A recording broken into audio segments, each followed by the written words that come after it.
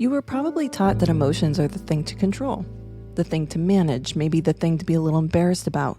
But what if that's backwards? What if the emotion is not the problem? What if suppressing, not listening to it?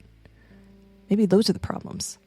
And every single one of us has had a moment where we felt something we couldn't explain, we couldn't justify, and we couldn't shake it. And we were told to push through it, ignore it, power through. But what if pushing through it was the exact thing that made you less able to trust yourself? It's interesting living a life and not realizing like how much you masked until you have something to compare it to. And I feel like that's my perimenopause journey at this point, because there's so much emotion that surfaces so suddenly. In this process, you understand it's hormones, but when you are going through a loud emotion that surfaces that your whole life you've been conditioned to suppress, and you can't suppress it, you really get to a point where you start questioning your identity. You start wondering, like, am I becoming Karen? The very thing that gets like shamed in our society. I am becoming that. I have become that. I am that. And you can see how we take on emotions as identity. There's a powerlessness to this perimenopause journey, the menopause journey, that people don't understand or recognize. And here, I think we've seen the past, decade, maybe 5 years of talking about Karens in a negative, shameful way, when understanding the Karen of the wild, seeing it within yourself, then you start to understand what it is that's happening. But being able to do this work and observe it, you know that there's a hormone component and that there shouldn't be shame involved, because part of this stuff is happening to you. And it's not necessarily like you're choosing for this stuff to happen. But in the end, it's important to understand that emotions happen not to make you question who you are or to make you feel a certain way because you're feeling certain emotions. They are there to tell you something. What is it? And then what to do after that. That's what this episode is all about. So this episode, we're going to talk about emotional alchemy, the stages of dealing with emotion, seeing it as messaging, and then what your next steps are from there. And in a sense, really taking on becoming the magician of your life that works you towards freedom through the higher self. My name is Sarah Nickerson, and welcome to Sovereign Humankind, Evolving Inner Authority Through Metaphysical Skill. I'm a psychic medium and founder of nextgenmedium.com and the Next Gen Sovereign Online Metaphysical Abilities Education Center and Community Space, focused on developing human bioperceptual technology, intuition, psychic ability, and purpose-led living / higher self stuff. That's what this episode's about. If you like what you hear, consider making a donation at buymeacoffee.com/nextgenmedium or visit the nextgenmedium.com website. Click on the Sovereign Humankind podcast page and you'll find a link there as well. Today we're talking about emotional alchemy, which means learning to work with your emotional system instead of maybe against it. Understanding this concept changes the way you relate to every internal signal you have. And this goes along with psychic perception and intuition, but this episode's more geared towards the higher self-alignment. We're going to cover what emotions actually are at a biological level, how they function as a map and a messaging system, and what you can do with them once you understand that. And my hope is that once you finish up this episode, you walk away with a completely different relationship with emotion as a tool and not a liability, not something to stress about, not something to feel is a piece of you. It's something that works through you and is telling you something. And you have the power to change it.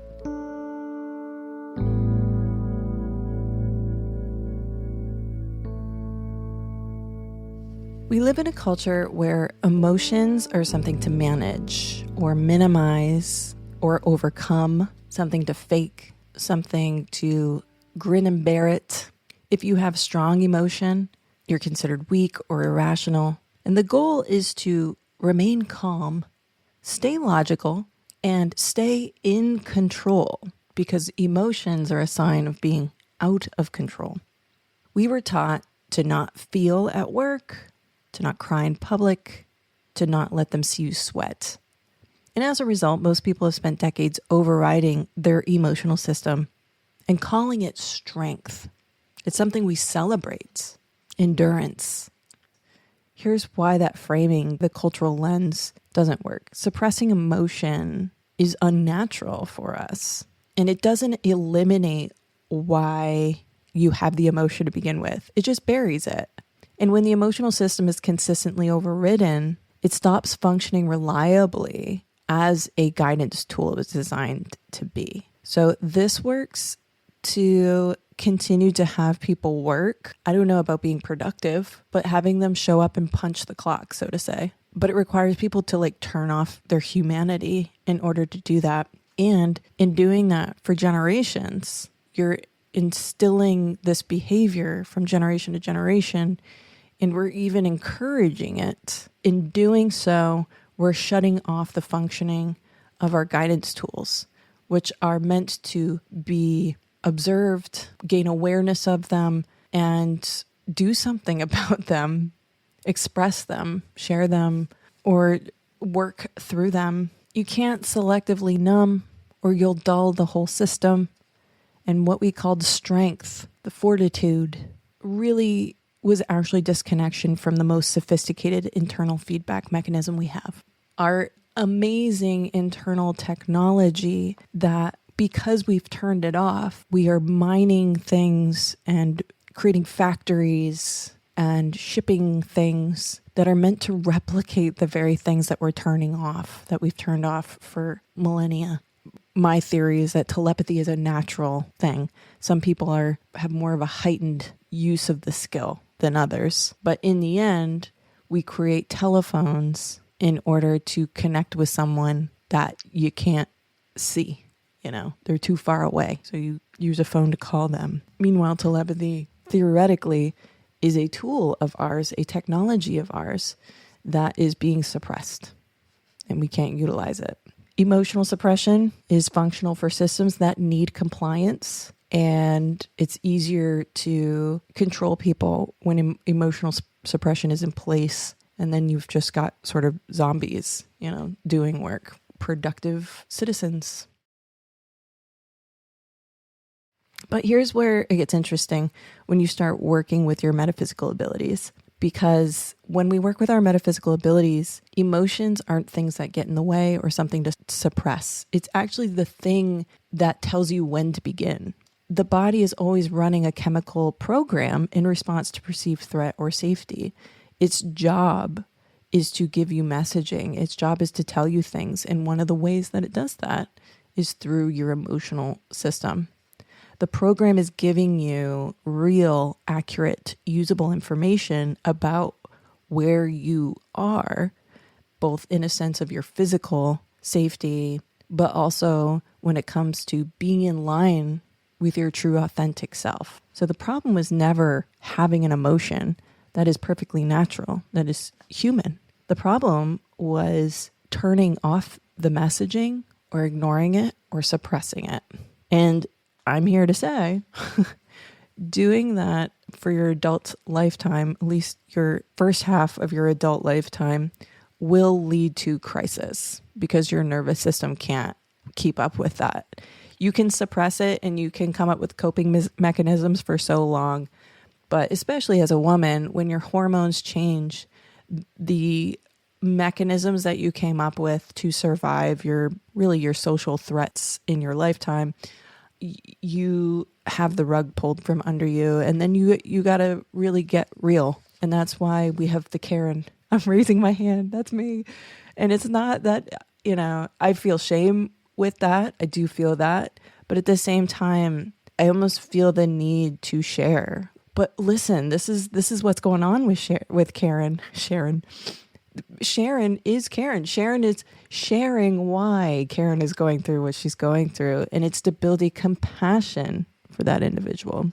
And my favorite thing about this journey is that we are reframing emotion as not a problem. And we actually want emotion to surface because that is our opportunity towards our freedom. The date is July 5th. And yesterday I was watching something on Netflix, sort of like a American Revolution documentary. And the phrase pursuit of happiness keeps running in my head. And this is precisely what this episode is about and what we're talking about today with emotional alchemy. It's a fancy way of saying changing your emotion with the pursuit of happiness as the reason why. And I was kind of thinking about this earlier, the pursuit of happiness. Like, what does that mean? And I think in this work, it is a constant practice. There is a striving element, but it's not that you don't have it. It's that it takes cultivation. It's like having a garden, you keep tending to it. And so this work truly embodies a pursuit of happiness. And it's so interesting that's part of our Constitution here in the United States. Pursuit of happiness. And to think of like how our culture wants us to not. It bred us to suppress emotion, which directly is keeping us from our pursuit of happiness. I mean, you can always pursue happiness and suppress emotion. But when you suppress emotion with the goal of pursuing happiness, you are not achieving happiness. So the way that we are doing things with suppressing emotion, we're fucking it up. We can pursue happiness by obtaining happiness, but it constantly needs us to tend to it and to practice the pursuit of happiness. This episode, I'm going to be talking about a couple of concepts. One is emotional alchemy. Alchemy is just changing something from one thing to another. I'm also going to talk about the magician. This is talking a little bit about tarot, and magician is the first card in the major arcana. This is the energy of being able to transform anything into whatever you want it to be. I'm also going to talk about numerology, which wasn't something I'd planned on talking about until I started sitting here and thinking about how I wanted to explain things. And then it popped up in my head that numerology is kind of involved in this process here. And I want to talk about that a little bit and align that a little bit. So here's how we're going to move through the episode. We are going to talk about what emotions actually are at a biological and energetic level and maybe esoteric level. Point 2 is the spectrum of emotions and why your location on it matters. And then point 3 is the alchemy, what it actually means and how you do it. And let's get to it and bring in a little numerology information in the process.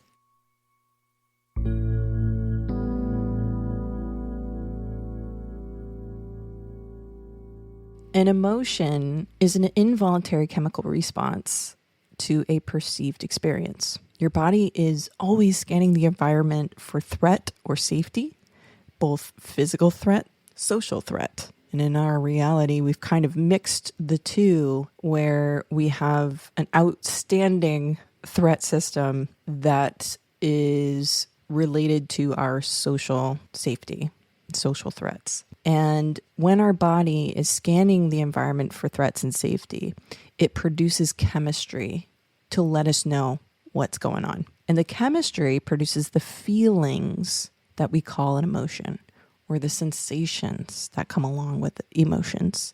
You did not decide to feel it. It arrived. It was a message for you. That is the system working correctly.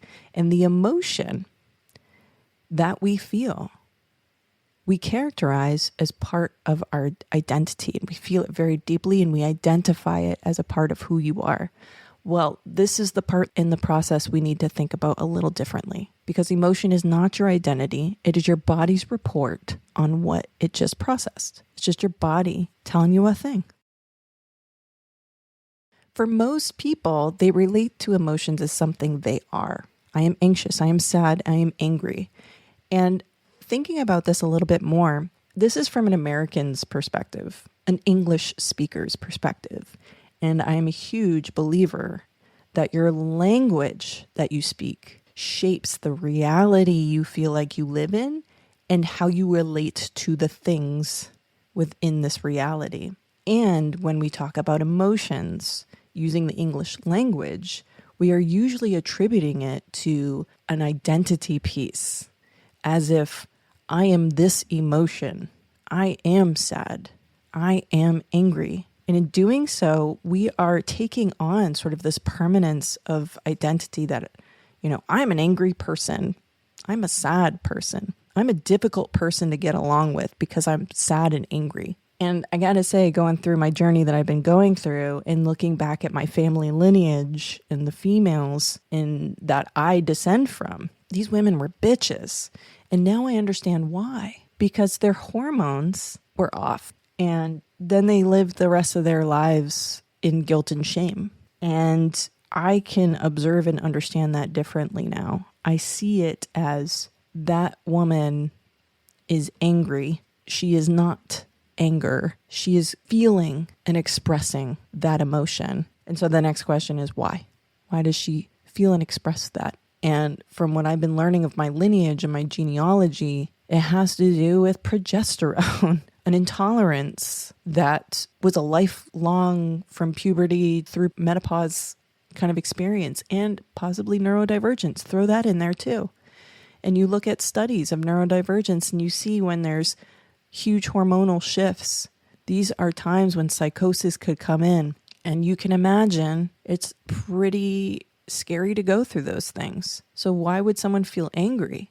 Maybe they're scared. And anger is the first thing that comes along. You become the person that pushes people away because there's so much guilt and shame inside of you of who you are. And who you are is your emotion. And I think our language supports this concept that you are your emotion. And so we sort of have to push against our language a little bit, or we need to change the language. And I wonder in different cultures how they talk about emotion in a sense of almost like you're wearing an emotion as opposed to you are the emotion. Like there's a temporary sense to it. Sometimes emotions are much quicker, sort of like being stung with an emotion. But the idea is that it is something that is out of your control, that happens to you, that passes, and it changes and it evolves. And so you are having an anxious response, or you are experiencing sadness. And these things, of course, are not the same thing, both emotion-wise, but also in how we talk about it and how we experience emotion. But one makes the emotion your identity, and the other makes it information and passing through. It's sort of a visitor. It's within the body, but it is not of the self. And information can be worked with. Identity feels like something you are stuck with, and it's inside of you. It is of you. Now, it can be a visitor that sticks around a lot. And what we may not recognize is that it's a visitor that happens because I haven't eaten today. Hangry, right? That can be blood sugar. And then guess what? Maybe we're talking about insulin stuff. And that's your body saying something's not right here. And your mood is an indicator of that. It's not because you're an asshole. It's because your body's telling you these blood sugars are messing with things. And I need to tell you something's up. So how does this connect with the three pillars, with psychic ability, intuition, higher self? In the form of psychic ability, emotions emerge as if messaging, something external has tapped into your nervous system and your chemicals to pass along a message. With psychic ability, it's an external message that's meant to enlighten you about a situation. Maybe it's about you, but it's to share and to help you understand and maybe even observe and understand. With intuition, the emotion shared is meant to direct you and meant for you to put into place almost immediately, but it's meant to utilize as information in order to tell you what to do next. So there's like a choice of action that comes after this emotion that surfaces. Now with higher self, we are observing emotion, and then we are utilizing our strategy of how do I get to the pursuit of happiness? How do I do that with this emotion that's surfacing? With that, we're looking at emotion as points on a map. or emotion amongst a spectrum of emotions, seeing them lined up linearly, where we could even utilize frequency numbers for these different emotions that we feel. And with that, we can see what emotion you are feeling plotted on the axis, and then we can plot where it is we want to go. And when we see what it takes, what emotions we need to feel in order to get to that different place, we can see how far of a leap it needs to be. This takes strategy and work and a conceptual understanding that my work is always to pursue happiness, because happiness is my homeostasis. It's my innate nature to be in that place. It takes work, it takes practice, and doing so aligns me with who I am. I can practice my purpose. People benefit from that. I benefit from that. Manifestation takes place. And when we bring in the word manifestation, this is when we get to say this episode of Emotional Alchemy really is about higher self, because in higher self, we are observing emotion, we're choosing, but we're moving and transmuting the emotion into something else. With the other two pieces, it's not necessarily that we are looking to change emotion. It's more of like we're observing and we're understanding. We're observing, we're understanding, and we're moving. With the higher self piece, we are moving, but it's more internal and it's meant to be longer term, long haul. So this is the investment of your lifetime. Emotion has a place for each of our modes, your psychic ability, your intuition, your higher self. But it works a little bit different in each of these things. And it's most in depth with the higher self piece. And when it comes to the emotions, it's funny because this is where I think about numerology. And I see the emotions as the number one. And it's sort of the first step in the process is emotion surface. And we are the observer noticing the emotion happening. And in the sense of numerology, the number one is representative of innovation and pioneering, but it's also the beginning of the journey. So think of when an emotion surfaces as the beginning of your pursuit of happiness cycle, the next time you experience it. And then I also think about the number one relating to tarot and the magician. And the magician is the manifester. It is about opportunities, and emotion is your opportunity. It is your next chance to pursue your happiness, to obtain your freedom, to exercise that, to exercise your purpose, your practice and purpose. And this is what makes life fulfilling and satisfying. You're working with your inspiration, you're sharing it with people, you're creating community, and you're obtaining your sovereignty that nobody else can capture and take from you. So recall a moment when you felt a sudden wave of emotion you could not explain. That maybe it was in a meeting or a conversation, watching someone across the room. Having that emotion was not a malfunction. It happened because there was something to report.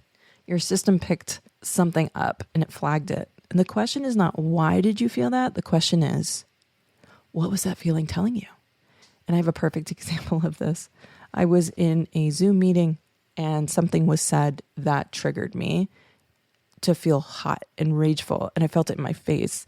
And it happened so quickly, especially being in perimenopause where emotions were right on the surface. And I was having a difficult time with hormone treatment at that time. So that maybe made things not better. But the emotion surfaced so fast that I couldn't logically understand, why was I feeling that? And in processing and understanding, it was because I felt like a boundary was being crossed again. And in doing so, feeling that rage and feeling that emotion made me aware and having the concept that I still feel shame with anger. Okay. That is still instilled in me. I'm more compassionate about it for myself, especially having reframed that emotions are messaging. This is what I practice too, right? I'm a human and I'm still doing the work too. Always, always. Even when you think you really got it, there will be moments that come along that make you go, oh, nope, still working on that one. And, but when I felt that emotion, I had to go, first of all, what is happening? Why am I upset? And in doing so, I realized, it's something that continually was happening, and realizing also, not only was the boundary overstepped again, but also that I was doing a good job of masking that it was okay to do. So I gave lots of permission in the past to keep doing this. And Sarah, in intense perimenopause phase, had enough and maybe became much more clear on what my boundaries were, more so than ever before, because I was even hiding it from myself. I was masking it so much and suppressing it so much that even I was not paying attention. Never think about those kinds of things. But now I have to, because this is part of pursuing my freedom, pursuing my happiness, which leads me to my freedom. Every time I am cognizant of this concept, every time I can objectify my emotion, every time I go, how do I move towards happiness here? And then I do it. I'm investing in my freedom. I'm investing in being a master manifester. I am embodying my magician here.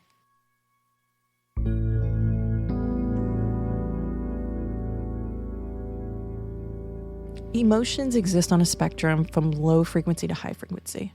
Let's get real nuts and bolts about what I'm talking about here. I always imagine, you remember in algebra class, there was an XY axis. Well, think of the X axis, which goes from left to right. It's a straight line going horizontal. And with this line, I always imagine there's a middle point that is the 0 mark. Right of the 0 mark are the positive numbers, and to the left of the 0 mark are the negative numbers. And this is our spectrum. We have emotions that belong in that middle area that are kind of meh emotions. They're not strong emotions. They include boredom, apathy, maybe just entertained. Is that emotion? I don't know if that's an emotion.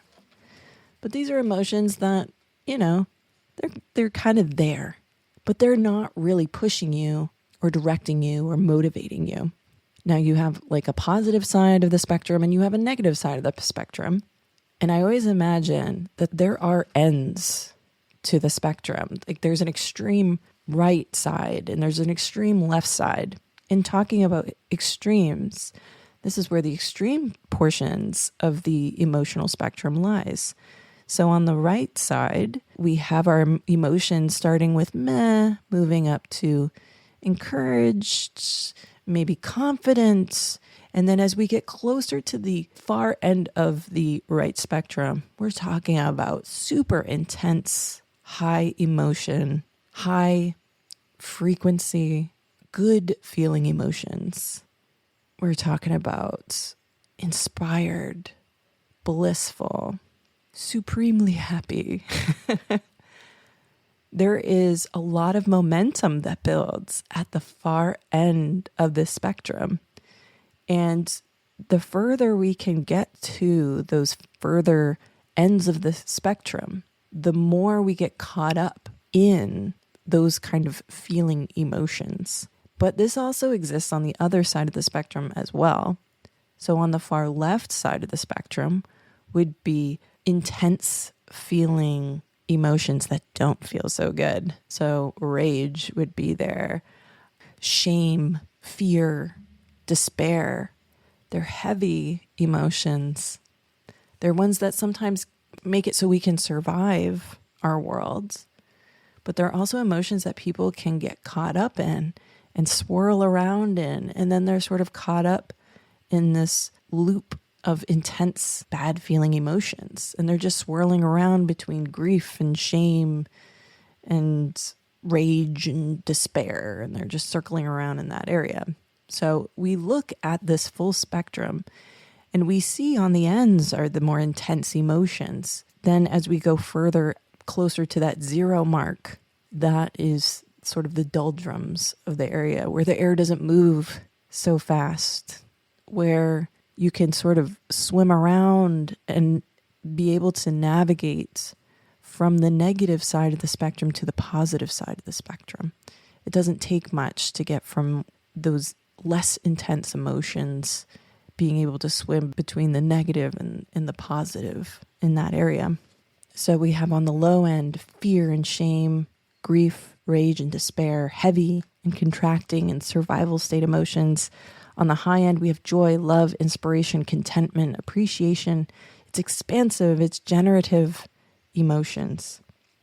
And on the higher end of that spectrum, in that positive realm, this is where aligning with the higher self lives. And the more often we can navigate to at least that inspired, compassionate area, the more we visit and become in tune and refine that higher self vibe. I tend to think of it conceptually as there is a frequency I'm trying to pinpoint. I imagine that each of us has our own individual frequency, and that our job is to try to really pinpoint what that frequency is, maybe even down to the decimal, if that's what's involved. And it takes time to figure out what it is that gets you there. And it's not a moral claim, it's just finding your frequency. That's the concept here. And so this is where we really take into account and get serious that feeling good is not trivial, that it's actually directional, and it's actually a part of your everyday work as a human. And when you feel higher frequency emotion, you're getting closer to your own vibe. You're like God self vibe. You're aligned with higher self vibe, living authentically within who I really am vibe. You're more accessible to yourself, the higher frequency emotions that you feel, those more intense, feel good emotions. But when you feel a lower frequency emotion, it is messaging, it's telling you something. Because if you don't tend to it, it doesn't just go away. It's something you gotta look at and observe and understand in order to invest in getting back to that higher frequency area. And there's things you can do to help you get there, but you need to recognize that you are navigating away from your signal in some particular way. Maybe it's something to do with your body. Maybe it's something to do with your blood sugar. Maybe it's something to do with understanding you have a hang up on jealousy. That's fine. Like, figure it out. What's happening there? But the difference between feeling an emotion that isn't one of those high frequency, high vibing emotions and trying to reattain or attain that feeling of inspiration or bliss. It's a feeling. The difference is a gap. And you are working with higher self, with your magician self, to transmute that feeling, to change it. And knowing where you are on the spectrum at any given moment, this gives you direction. And this is when I bring up the number 2 in numerology. Because number 1 is just observing something as a whole. But when you have a number 2, you suddenly have a comparison. And when I talk about, it's so funny because I talk about physical world reality and metaphysical world reality, 2 separate worlds. And I recognize that I can recognize and understand that a lot of people that are listening to this understand a physical world reality and have nothing else to compare it to. They don't know the metaphysical world reality. And so I have to understand that they understand things as the number 1.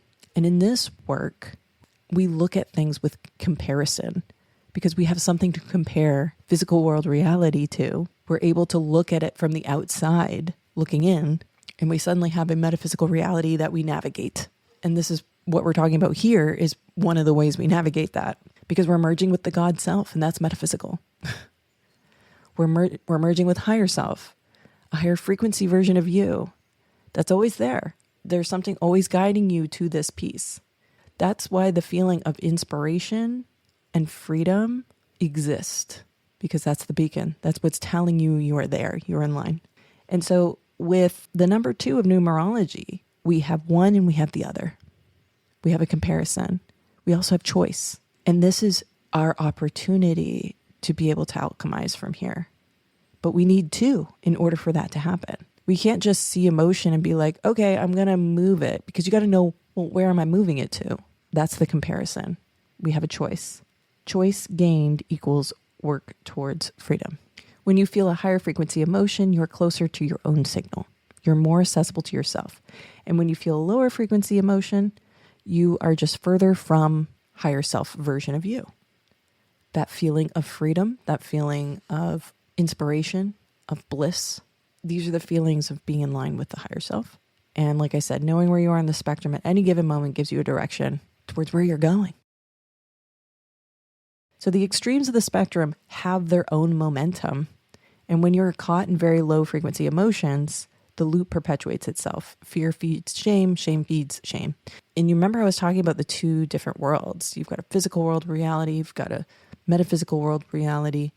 Well, it seems like in the physical world reality, we really are living a reality where people are stuck in the low frequency loop, or they are trying their damnedest to try to navigate to that high frequency loop. And in doing so, this is splitting realities.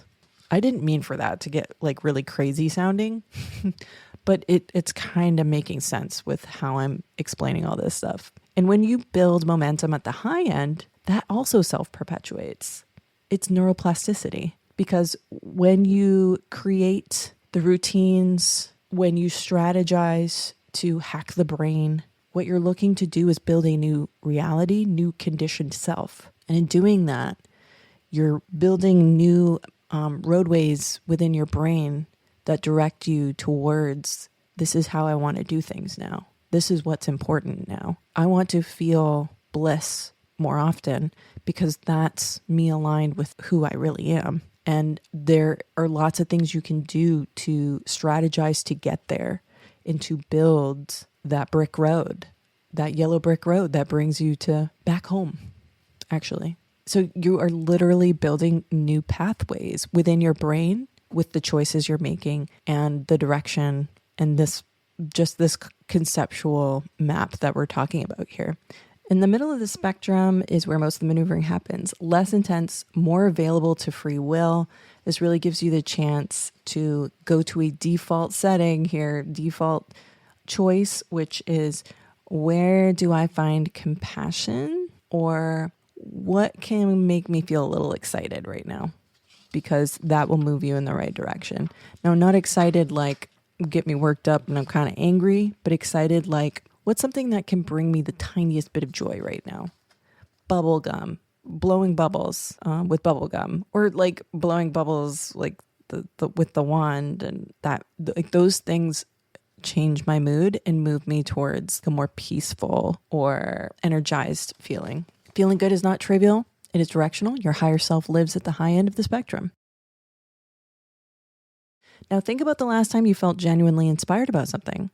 Not forced positivity, like actually inspired. And notice where that felt in your body, how accessible you were to your own thinking, how easy it was to take the next step. There is no coincidence here, because that was what it feels like to be in range of your own signal and accessing freedom, that feeling of freedom.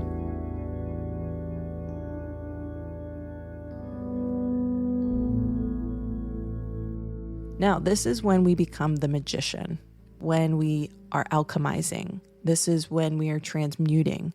This is when we are accessing the God self. And this is where I get, I talk about God and people feel a certain way. And I get it, because I was that person who really doesn't like religion. The phrase, God made man through the image of himself, man in the image of God. And the idea isn't that we look like God. It's that we work like God. And in doing so, we are creators. We make things. And so in this last step, this is where we go from observing an emotion to comparing an emotion to doing the work. Do your job.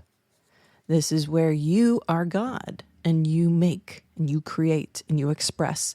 These are the things that encompass the numerology number 3 in the process. Number 1 is the thing. Number 2, you have something to compare it to. Number 3, you make something new.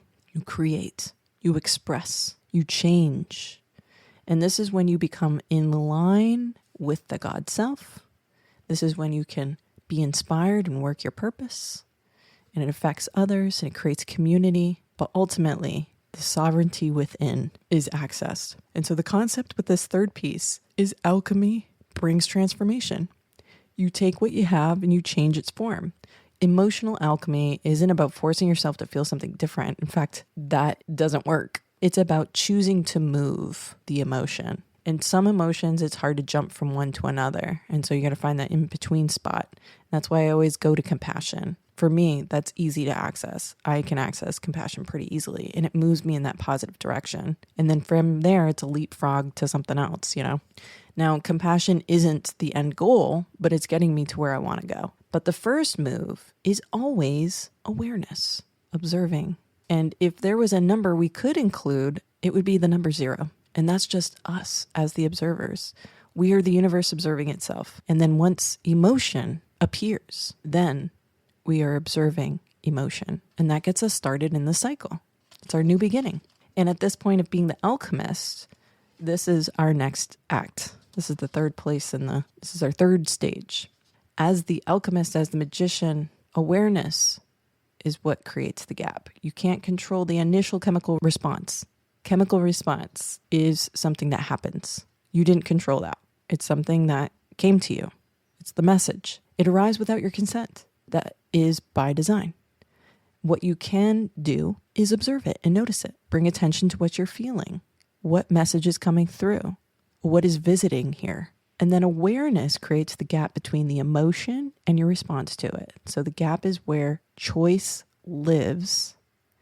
Choice is where alchemy happens. And you choose to merge and obtain freedom. You choose that. But awareness creates the gap. The gap creates the choice. Choice is where alchemy happens. And so you're not trying to leap from grief to joy. In this work and in this practice, you're really getting to know what works for you. And like I said, there's strategy here. There's practice here. It is a pursuit of happiness. It is a pursuit of freedom because it's something you need to cultivate and something you need to nurture. The move is one step up the spectrum, or maybe 2 steps, 3 steps up the spectrum. What is the reachable emotion that takes you from negative to the positive, at least? Or maybe it's a really negative, intense emotion. How can we get out of that loop? Maybe we reach for sadness because that's more practically attained when you're going through grief or you're going through rage. How can I make sadness happen here?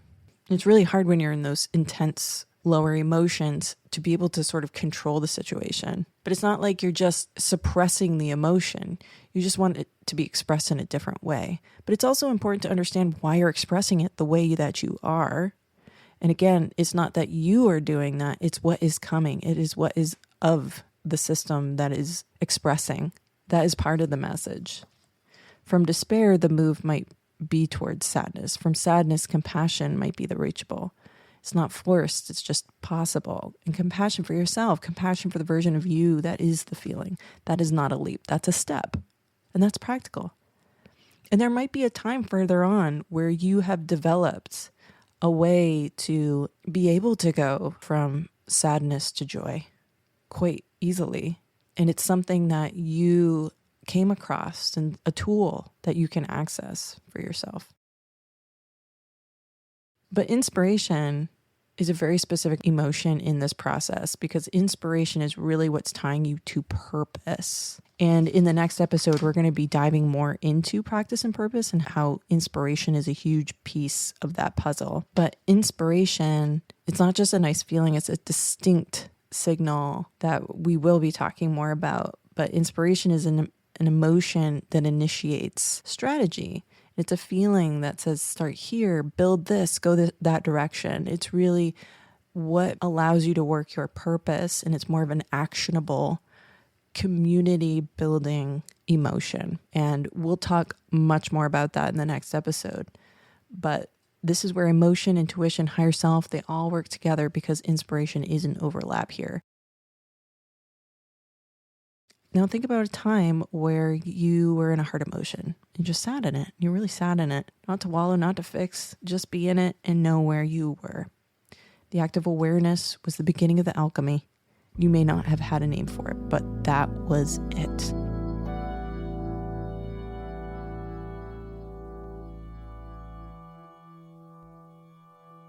And now that we've laid out all of these points, let's zoom out. You have a chemical messaging system running at all times, and it's giving you real data, real information. And that information has 3 functions. It can carry information about something external, your psychic ability. It can direct your body's yes or no, intuition, compass, and it can show you where you are on the map relative to who you actually are, pursuit of happiness, freedom, higher self. Now, none of that works if you keep treating the emotion as the problem to be eliminated. The overarching message of this whole episode is your emotions aren't a problem. They are the beginning to you finding your freedom every single time you feel. Sometimes we feel a lot of emotions. I feel you. I feel you with that feel. But the work isn't stopping the feeling. The work is listening. And we can think of it, if you are really into the numerology kind of stuff or the tarot stuff, we can really see this as this is how you are embodying your inner magician. And when the emotion arises, this is when we are initiating a new journey. And when we recognize and label what the emotion is, this is us being able to compare. What do I have and where do I want to go? How do I get there? And then your step 3, your creation phase. This is when you're actually transmuting and alchemizing whatever that emotion is, bringing it to a place that's closer to where you want it to be.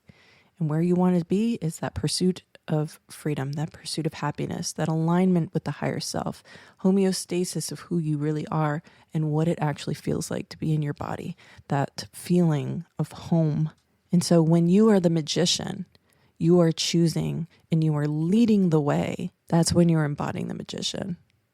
It's not the observer. It's not the chooser. It's the one who moves the things, because you can always choose not to move things. But here's like big picture stuff here. You have chemical messaging system running at all times. It gives you real data.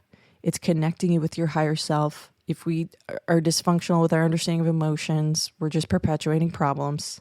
The work isn't to stop feeling. It's to start listening. We're taught to suppress. We're taught to manage emotions, but we're shutting down our system. We are challenging that with this work. And when we choose to alchemize, we are choosing consciously to regain our sovereignty. We are choosing, and this is part of my theory, we are choosing to be the masters of our destiny. Sovereignty is not control over your emotions. Sovereignty is having a functional relationship with them because you were born to do this. Our goal is developing new patterns to create new conditioning, to hijack what's already been hijacked. Or another way to talk about it is that we are taking it back. The God of myself, in my complete divine power. Like, these are the kinds of things that are happening here. So next time you feel a strong emotion, before you do anything about it, name it. That's your step 1. We don't want to get into the story of it, what caused it, who to blame.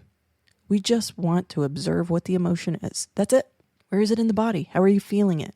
Now, where does it belong on the spectrum? Is it high intensity? Then it's on the ends. Is it low intensity? Then somewhere in the middle. But we're talking about strong emotion. So that's going to be on either side. Is it a positive? Does it feel good? Or is it a shitty emotion? Now you know where it is on the spectrum. And to embody your inner magician, how do you get from that emotion to a better feeling emotion? That's your next step. Now, we're not going to go balls out and try to align with the higher self and that God energy, that sense of freedom energy, because that's too far of a leap. You don't know that, how to get there from there. You don't know that yet. But this is it. Noticing the gap, and then how do you close the gap? But what if the emotion you most want to get rid of is the one that's telling you where to go? We are learning to be set free by feeling the emotion and observing the emotion. We are bringing authenticity. This allows us to pursue happiness. It's interesting to look at this being the pursuit of happiness, having that integrated into the Constitution of the United States, because it was intended not as an action, but as a virtue. So more of like something to live by and not necessarily an action to take. And we are creating an action here. This is not, I'm just going to think about it. I am actively pursuing happiness. And my belief is this is our way of taking responsibility of our emotional self. This is our way of taking responsibility of our destiny. And I am a believer that there are certain things that can happen that are fated, but I'm also a believer that we can break free of the confines and we can create our own fate. And I truly believe that being able to align with our higher selves, practice purpose, utilize our psychic ability, trust the intuition, having that sovereign self on board, this is what leads us to creating the reality we want, however we want to do that. And I'm a big believer that having these tools up and running for you and for the people you know, that this creates a whole new human race. That's kind of a big statement there, but I think it's so funny that hundreds of years ago, someone put a document together that put the words pursuit of happiness in there. And here I am talking about its relevancy as a way for humanity to help find its freedom. I don't think it's a mistake.